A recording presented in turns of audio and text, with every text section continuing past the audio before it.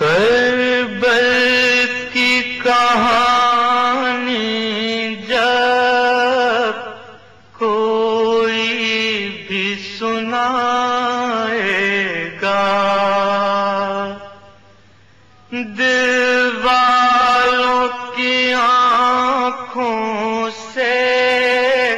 ایک دریا بہائے گا۔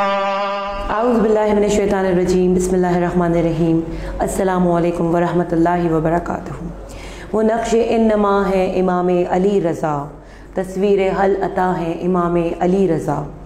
نائب یہ 8ویں ہیں مسیحا کائنات، ہر دور کی دوا ہے امام علی رضا، حاجت روائے خلق خدا ضامن نجات، فرزند مصطفیٰ ہیں امام علی رضا۔ قائم ٹی وی کراچی اسٹیشن سے میں ہوں آپ کی میزبان بطول زہرا، اور آپ کے لیے پروگرام 8ویں امام کی شہادت کے اوپر لے کر آئی ہوں، اور اس وقت ہمارے ساتھ ہماری مہمان معروف اسکالر، معروف شاعر اہل بیت جناب ڈاکٹر ثروت عسکری صاحبہ۔ السلام علیکم۔ وعلیکم السلام۔ کیسی ہیں آپ؟ الحمدللہ۔ آج آپ کو جو ہے وہ ہم نے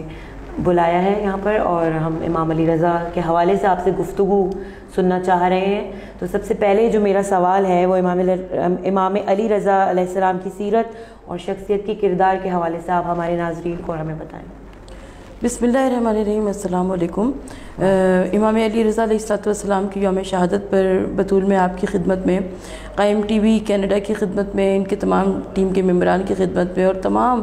عالم اسلام کی خدمت میں، خود امام زمانہ علیہ السلام کی خدمت میں، شہزادی کونین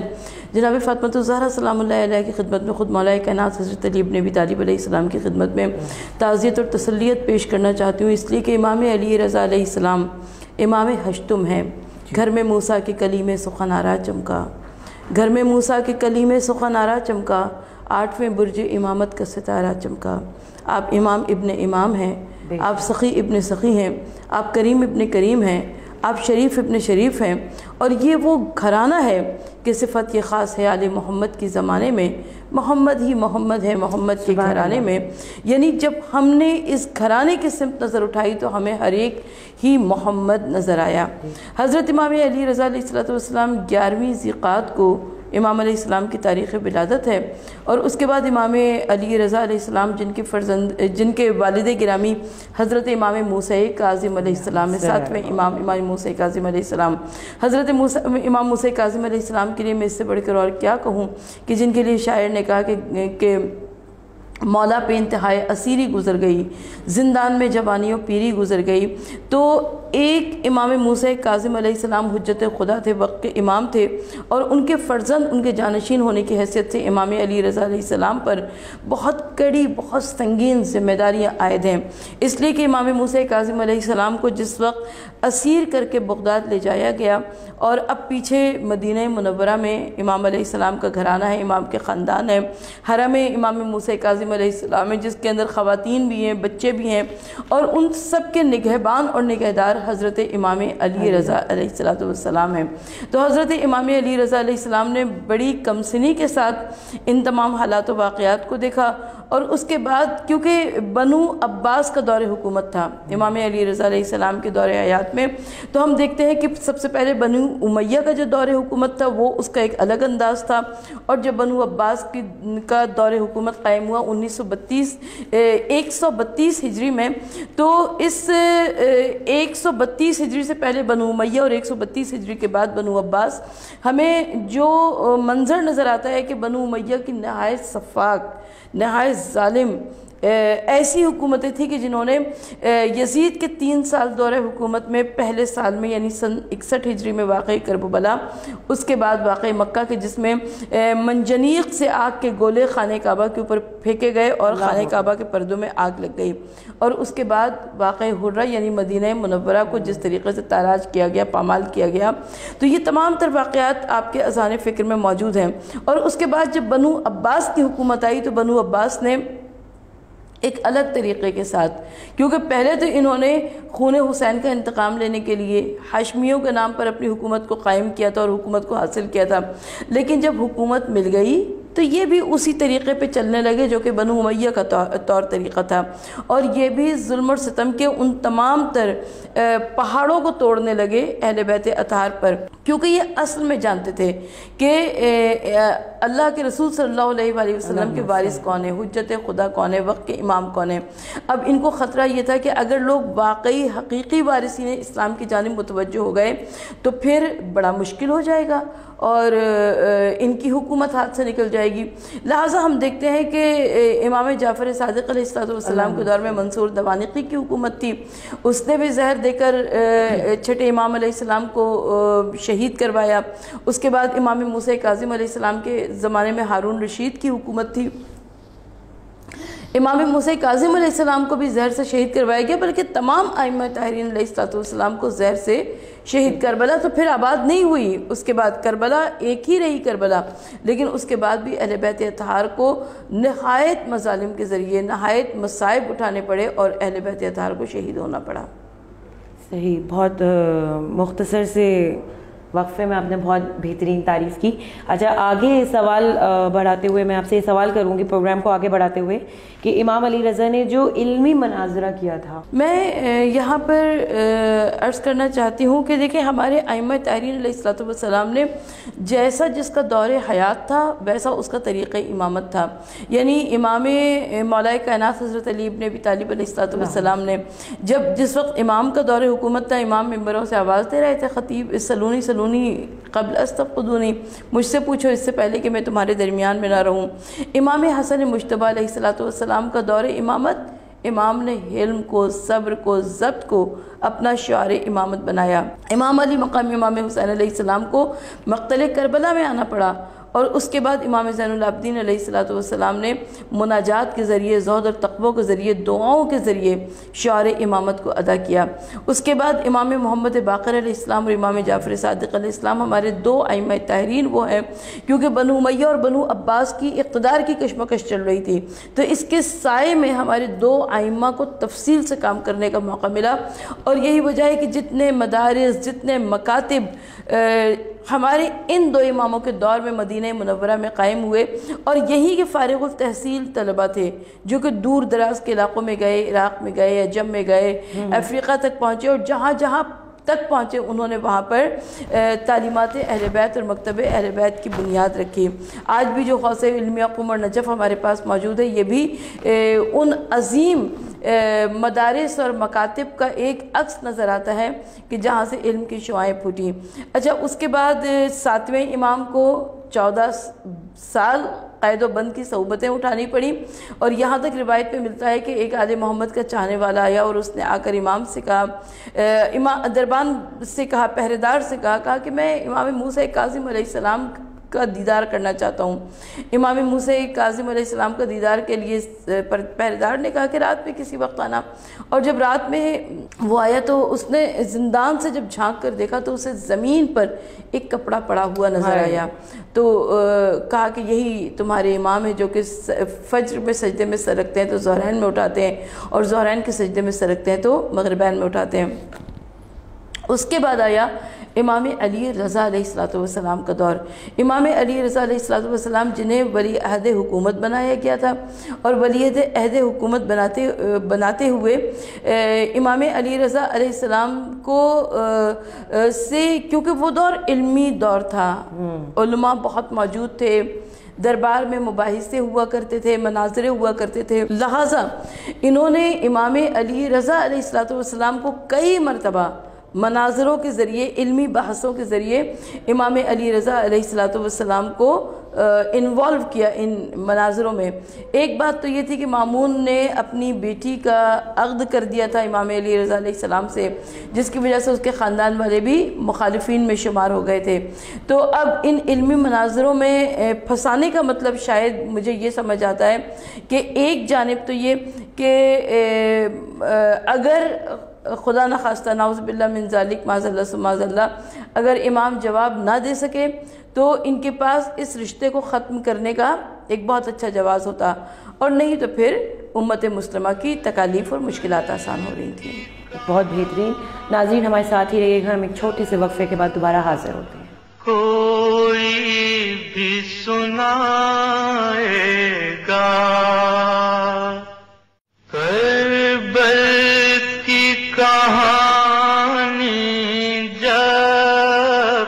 नाज़रीन, ब्रेक के बाद मैं आपकी मेज़बान बतूल ज़हरा कायम टीवी कराची स्टेशन के ज़रिए तमाम मखसूस इमाम रज़ा अलैहिस्सलाम के प्रोग्राम को लेकर दोबारा हाजिर खिदमत हूँ। और प्रोग्राम को आगे बढ़ाते हुए हम अपनी मेहमान डॉक्टर सरवत अस्करी से मज़ीद सवालात करेंगे। तो अभी इल्मी मनाज़रा हमारा कंटिन्यू। देखिए, इल्मी मनाज़रे पर हम बात कर रहे थे। रिवायत ये कहती है कि मर्व में इमाम अली रज़ा अलैहिस्सलाम मुक़ीम थे और मामून आया वहाँ पर, क्योंकि मर्व की आबो हवा बहुत अच्छी थी, फ़िज़ा बड़ी साजगार थी, तो ये कुछ दिन वहाँ पे गुजारने के लिए आया। तो इसने कहा कि ये बड़ा अच्छा मौका है, क्योंकि इमाम अली रज़ा अलैहिस्सलाम भी यहाँ पर मौजूद हैं, इसने दीगर मशाहिर दरबार के भी मौजूद हैं। तो अगर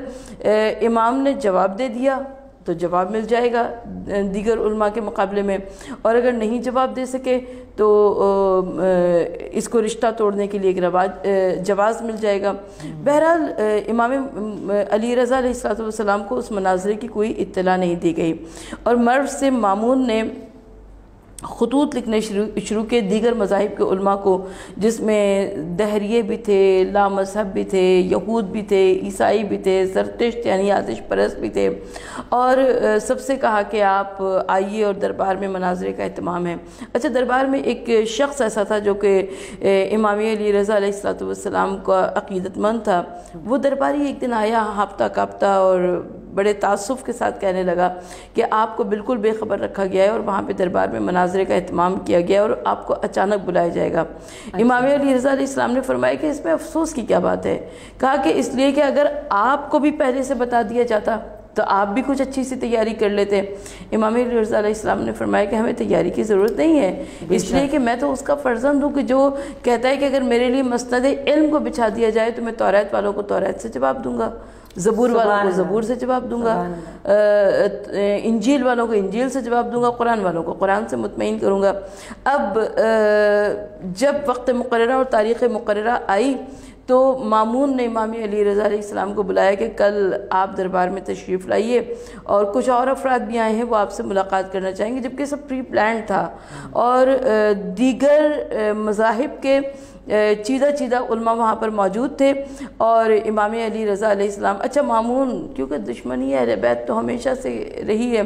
इसने हुक्म दे दिया, कहा कि जब अली रज़ा अलैहिस्सलाम आए तो कोई उनके लिए दरबार का पर्दा ना उठाए। उस ज़माने के ताज़ीम और तकरीम का तरीक़ा ये था कि दरबार का पर्दा उठाया जाता था। कहा कोई ख़बरदार पर्दा ना उठाए और कोई उनकी ताज़ीम के वास्ते ना खड़ा हो, और जहाँ पे उनको जगह मिलेगी वो वहीं पे बैठ जाएंगे, यानी उनको कोई ख़ास खुसूसी शाही मकाम नहीं मिलेगा।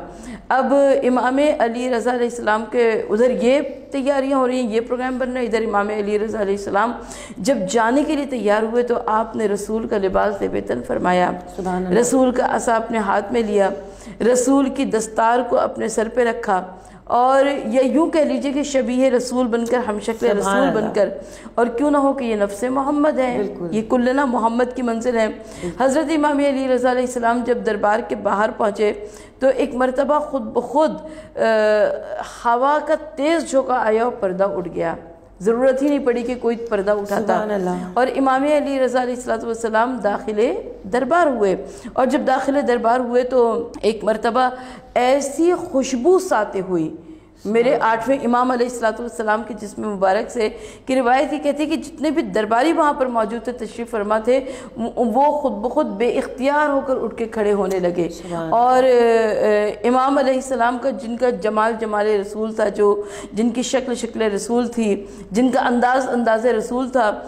उनके लिए खुद ब खुद रास्ता छोड़ते चले गए। मामून ने क्या कहा था कि कोई ताज़ीम के वास्ते नहीं उठेगा, यहाँ खुद ब खुद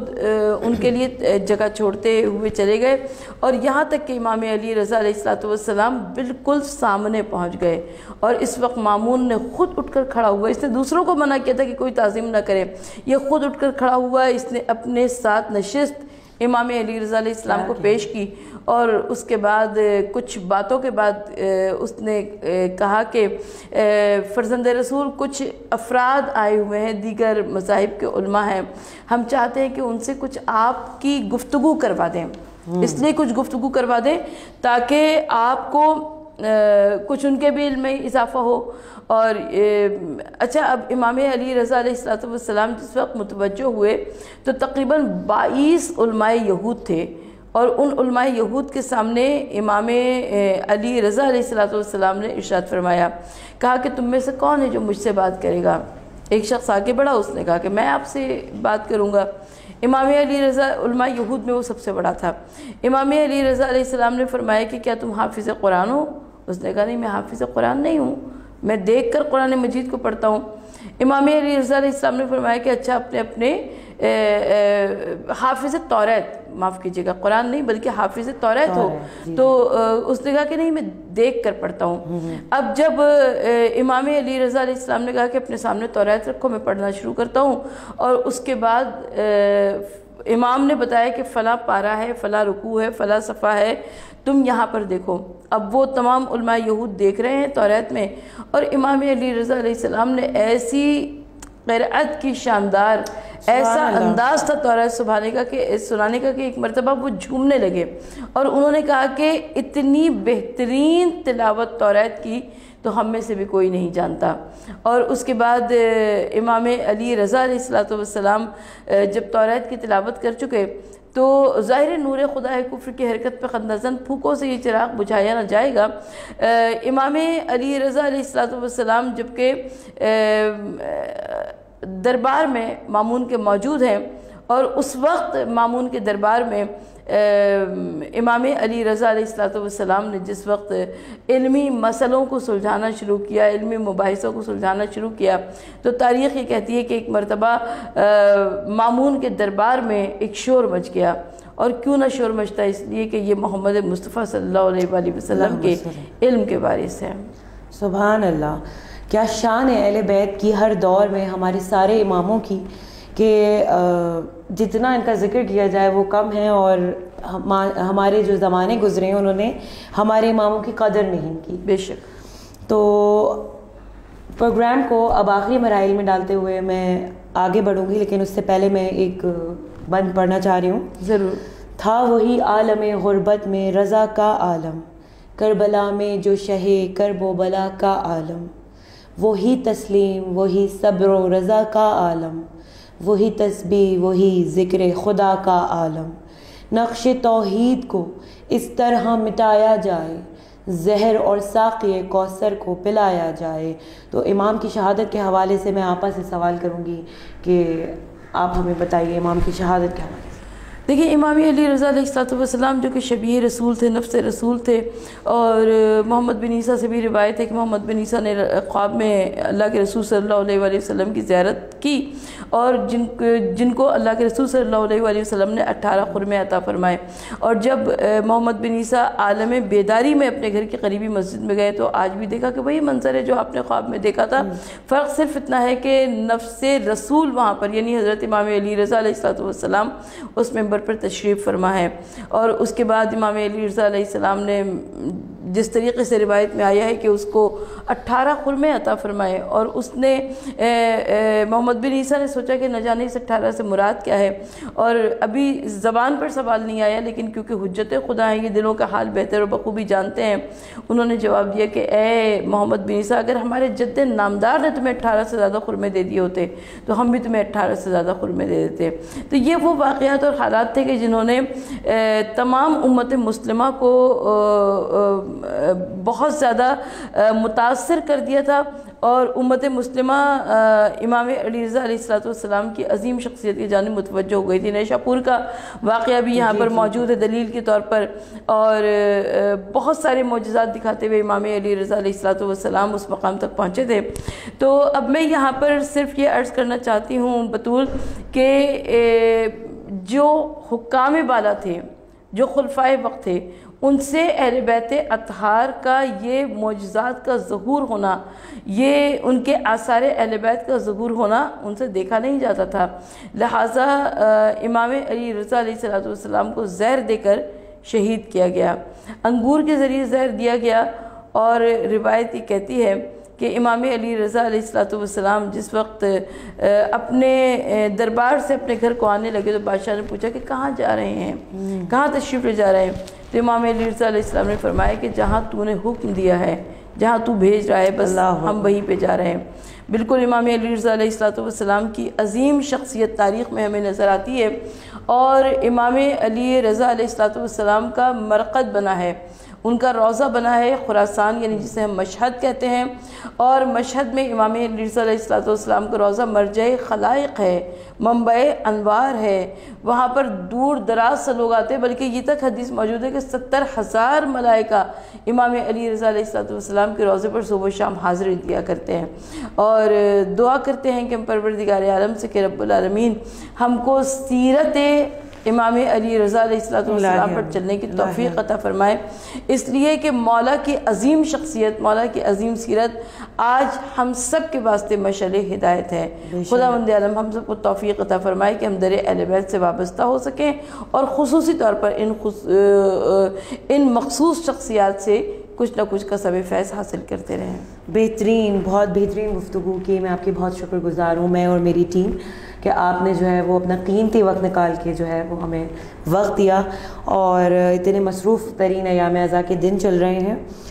اور اتنا اچھا آپ نے بولا ہے کہ وقت جو ہے وہ کم ہے تو ہم اس کو جو ہے وہ آگے نہیں کنٹینیو کر سکے، لیکن امام کی شخصیت ایسی ہے کہ آپ بولتی رہیں اور ہم سنتے رہیں تو پورا دن نکل جائے اس کے اندر۔ بے شک۔ قائم ٹی وی کراچی اسٹیشن سے مجھے بطول زہرا کو اجازت دیجیے، اور ہماری مہمان ڈاکٹر ثروت عسکری کو اجازت دیجیے، انشاءاللہ پھر ایک مخصوصی پر ہم حاضر خدمت ہوں گے۔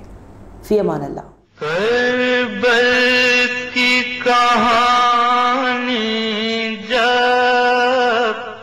کوئی بھی سنائے گا، دل والوں کی آنکھوں سے ایک دریا بہائے گا۔ کربل کی کہانی جب۔ ناظرین، بریک کے بعد میں آپ کی میزبان بطول زہرا قائم ٹی وی کراچی اسٹیشن کے زہر تمام مخصوص امام رضا علیہ السلام کے پروگرام کو لے کے دوبارہ حاضر خدمت ہوں، اور پروگرام کو آگے بڑھاتے ہوئے ہم اپنی مہمان ڈاکٹر ثروت عسکری سے مزید سوالات کریں گے۔ تو ابھی علمی مناظرہ ہمارا کنٹینیو۔ دیکھیں، علمی مناظرے پر ہم بات کر رہے تھے، روایت یہ کہتی ہے کہ مرو میں امام علی رضا علیہ السلام مقیم تھے، اور مامون آیا وہاں پر، کیونکہ مرو کی آب و ہوا بہت اچھی تھی، فضا بڑی سازگار تھی، تو یہ کچھ دن وہاں پہ گزارنے کے لیے آیا، تو اس نے کہا کہ یہ بڑا اچھا موقع ہے، کیونکہ امام علی رضا علیہ السلام بھی یہاں پر موجود ہیں، اس نے دیگر مشاہیر دربار کے بھی موجود ہیں، تو اگر امام نے جواب دے دیا تو جواب مل جائے گا دیگر علماء کے مقابلے میں، اور اگر نہیں جواب دے سکے تو اس کو رشتہ توڑنے کے لیے ایک جواز مل جائے گا۔ بہرحال امام علی رضا علیہ السلام کو اس مناظرے کی کوئی اطلاع نہیں دی گئی، اور مرو سے مامون نے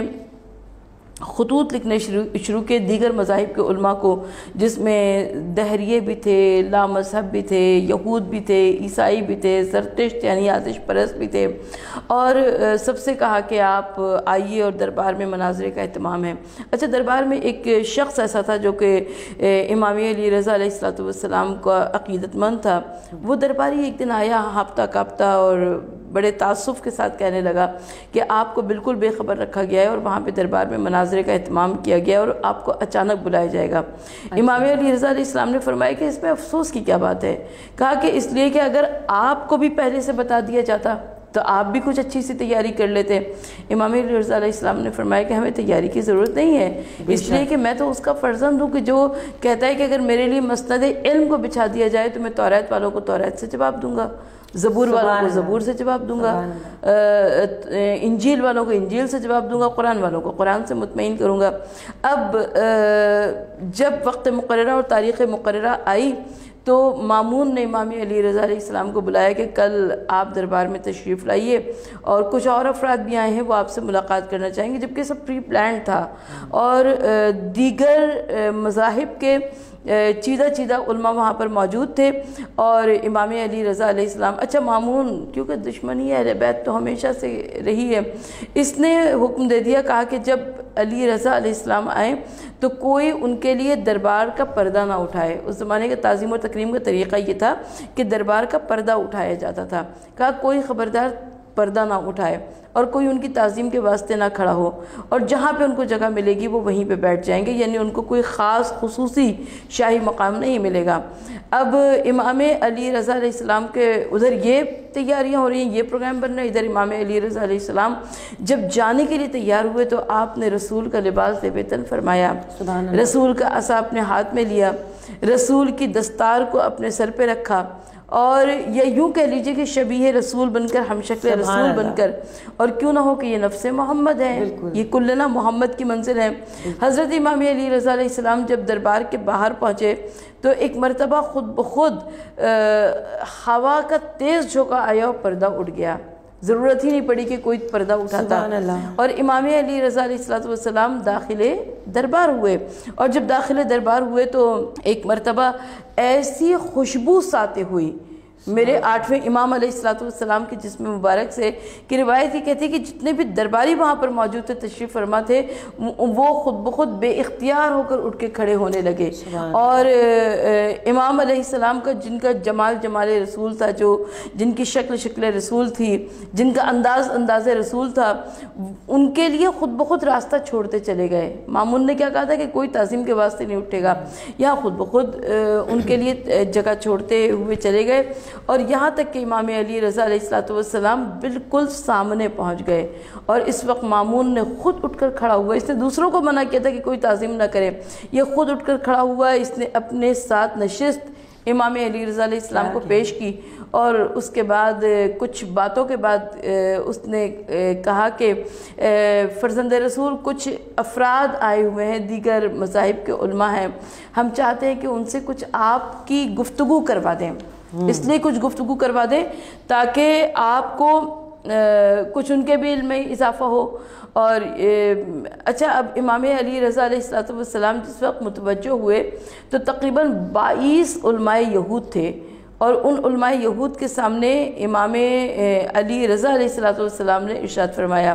کہا کہ تم میں سے کون ہے جو مجھ سے بات کرے گا؟ ایک شخص آگے بڑھا، اس نے کہا کہ میں آپ سے بات کروں گا۔ امام علی رضا علماء یہود میں وہ سب سے بڑا تھا۔ امام علی رضا علیہ السلام نے فرمایا کہ کیا تم حافظ قرآن ہو؟ اس نے کہا نہیں، میں حافظ قرآن نہیں ہوں، میں دیکھ کر قرآن مجید کو پڑھتا ہوں۔ امام علی رضا علیہ السلام نے فرمایا کہ اچھا اپنے حافظ توریت، معاف کیجیے گا، قرآن نہیں بلکہ حافظ توریت ہو؟ تو اس نے کہا کہ نہیں، میں دیکھ کر پڑھتا ہوں۔ اب جب امام علی رضا علیہ السلام نے کہا کہ اپنے سامنے توریت رکھو، میں پڑھنا شروع کرتا ہوں، اور اس کے بعد امام نے بتایا کہ فلاں پارہ ہے، فلاں رکوع ہے، فلاں صفحہ ہے،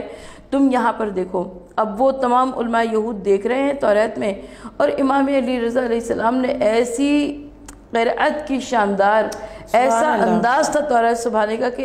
کا کہ ایک مرتبہ وہ جھومنے لگے، اور انہوں نے کہا کہ اتنی بہترین تلاوت توریت کی تو ہم میں سے بھی کوئی نہیں جانتا۔ اور اس کے بعد امام علی رضا علیہ السلام جب توریت کی تلاوت کر چکے تو ظاہر نور خدا کفر کی حرکت پہ خندازن پھوکوں سے یہ چراغ بجھایا نہ جائے گا۔ امام علی رضا علیہ السلام جبکہ دربار میں مامون کے موجود ہیں، اور اس وقت مامون کے دربار میں امام علی رضا علیہ السلام نے جس وقت علمی مسئلوں کو سلجھانا شروع کیا، علمی مباحثوں کو سلجھانا شروع کیا، تو تاریخ یہ کہتی ہے کہ ایک مرتبہ مامون کے دربار میں ایک شور مچ گیا، اور کیوں نہ شور مچتا، اس لیے کہ یہ محمد مصطفیٰ صلی اللہ علیہ وآلہ وسلم کے علم کے وارث ہیں۔ سبحان اللہ، کیا شان ہے اہل بیت کی ہر دور میں، ہمارے سارے اماموں کی، کہ جتنا ان کا ذکر کیا جائے وہ کم ہے، اور ہمارے جو زمانے گزرے ہیں انہوں نے ہمارے اماموں کی قدر نہیں کی۔ بے شک۔ تو پروگرام کو اب آخری مراحل میں ڈالتے ہوئے میں آگے بڑھوں گی، لیکن اس سے پہلے میں ایک بند پڑھنا چاہ رہی ہوں۔ ضرور۔ تھا وہی عالم غربت میں رضا کا عالم، کربلا میں جو شہ کرب و بلا کا عالم، وہی تسلیم وہی صبر و رضا کا عالم، وہی تسبیح وہی ذکر خدا کا عالم، نقش توحید کو اس طرح مٹایا جائے، زہر اور ساقی کوثر کو پلایا جائے۔ تو امام کی شہادت کے حوالے سے میں آپا سے سوال کروں گی کہ آپ ہمیں بتائیے امام کی شہادت کے حوالے سے۔ دیکھیں امام علی رضا علیہ السلام جو کہ شبیہ رسول تھے، نفس رسول تھے، اور محمد بن عیسیٰ سے بھی روایت ہے کہ محمد بن عیسیٰ نے خواب میں اللہ کے رسول صلی اللہ علیہ وآلہ وسلم کی زیارت کی، اور جن کو اللہ کے رسول صلی اللہ علیہ وآلہ وسلم نے 18 خرمے عطا فرمائے۔ اور جب محمد بن عیسیٰ عالم بیداری میں اپنے گھر کی قریبی مسجد میں گئے تو آج بھی دیکھا کہ وہی منظر ہے جو آپ نے خواب میں دیکھا تھا، فرق صرف اتنا ہے کہ نفس رسول وہاں پر یعنی حضرت امام علی رضا علیہ السلام اس ممبر پر تشریف فرما ہے۔ اور اس کے بعد امام علی رضا علیہ السلام نے جس طریقے سے روایت میں آیا ہے کہ اس کو 18 خرمے عطا فرمائے، اور اس نے محمد بن عیسیٰ نے سوچا کہ نہ جانے اس 18 سے مراد کیا ہے، اور ابھی زبان پر سوال نہیں آیا، لیکن کیونکہ حجت خدا ہیں، یہ دلوں کا حال بہتر و بخوبی جانتے ہیں، انہوں نے جواب دیا کہ اے محمد بن عیسیٰ، اگر ہمارے جد نامدار نے تمہیں 18 سے زیادہ خرمے دے دیے ہوتے تو ہم بھی تمہیں 18 سے زیادہ خرمے دے دیتے۔ تو یہ وہ واقعات اور حالات تھے کہ جنہوں نے تمام امت مسلمہ کو بہت زیادہ متاثر کر دیا تھا، اور امت مسلمہ امام علی رضا علیہ السلام کی عظیم شخصیت کی جانب متوجہ ہو گئی تھی۔ نیشا پور کا واقعہ بھی یہاں پر موجود ہے دلیل کے طور پر، اور بہت سارے معجزات دکھاتے ہوئے امام علی رضا علیہ السلام اس مقام تک پہنچے تھے۔ تو اب میں یہاں پر صرف یہ عرض کرنا چاہتی ہوں بطول کہ جو حکام بالا تھے، جو خلفائے وقت تھے، ان سے اہل بیت اطہار کا یہ معجزات کا ظہور ہونا، یہ ان کے آثار اہل بیت کا ظہور ہونا ان سے دیکھا نہیں جاتا تھا، لہٰذا امام علی رضا علیہ السلام کو زہر دے کر شہید کیا گیا، انگور کے ذریعے زہر دیا گیا۔ اور روایت یہ کہتی ہے کہ امام علی رضا علیہ السلام جس وقت اپنے دربار سے اپنے گھر کو آنے لگے تو بادشاہ نے پوچھا کہ کہاں جا رہے ہیں، کہاں تشریف لے جا رہے ہیں؟ تو امام علی رضا علیہ السلام نے فرمایا کہ جہاں تو نے حکم دیا ہے، جہاں تو بھیج رہا ہے، بس ہم وہیں پہ جا رہے ہیں۔ بالکل امام علی رضا علیہ السلام کی عظیم شخصیت تاریخ میں ہمیں نظر آتی ہے، اور امام علی رضا علیہ السلام کا مرقد بنا ہے، ان کا روضہ بنا ہے خراسان، یعنی جسے ہم مشہد کہتے ہیں، اور مشہد میں امام علی رضا علیہ السلام کا روضہ مرجع خلائق ہے، منبع انوار ہے، وہاں پر دور دراز سے لوگ آتے ہیں، بلکہ یہ تک حدیث موجود ہے کہ 70,000 ملائکہ امام علی رضا علیہ السلام کے روضے پر صبح و شام حاضری دیا کرتے ہیں، اور دعا کرتے ہیں کہ ہم پروردگار عالم سے کہ رب العالمین ہم کو سیرت امام علی رضا علیہ السلام پر چلنے کی توفیق عطا فرمائے، اس لیے کہ مولا کی عظیم شخصیت، مولا کی عظیم سیرت آج ہم سب کے واسطے مشعل ہدایت ہے۔ خداوند عالم ہم سب کو توفیق عطا فرمائے کہ ہم در اہل بیت سے وابستہ ہو سکیں، اور خصوصی طور پر ان مخصوص شخصیات سے کچھ نہ کچھ کا سبب فیض حاصل کرتے رہیں۔ بہترین، بہت بہترین گفتگو کی، میں آپ کی بہت شکر گزار ہوں، میں اور میری ٹیم، کہ آپ نے جو ہے وہ اپنا قیمتی وقت نکال کے جو ہے وہ ہمیں وقت دیا، اور اتنے مصروف ترین ایام اعزا کے دن چل رہے ہیں، اور اتنا اچھا آپ نے بولا ہے کہ وقت جو ہے وہ کم ہے تو ہم اس کو جو ہے وہ آگے نہیں کنٹینیو کر سکے، لیکن امام کی شخصیت ایسی ہے کہ آپ بولتی رہیں اور ہم سنتے رہیں تو پورا دن نکل جائے اس کے اندر۔ بے شک۔ قائم ٹی وی کراچی اسٹیشن سے مجھے بطول زہرا کو اجازت دیجیے، اور ہماری مہمان ڈاکٹر ثروت عسکری کو اجازت دیجیے، انشاءاللہ پھر ایک مخصوصی پر ہم حاضر خدمت ہوں گے۔ فی امان اللہ۔ کربل کی کہانی جب کوئی بھی سنائے گا، دل والوں کی آنکھوں سے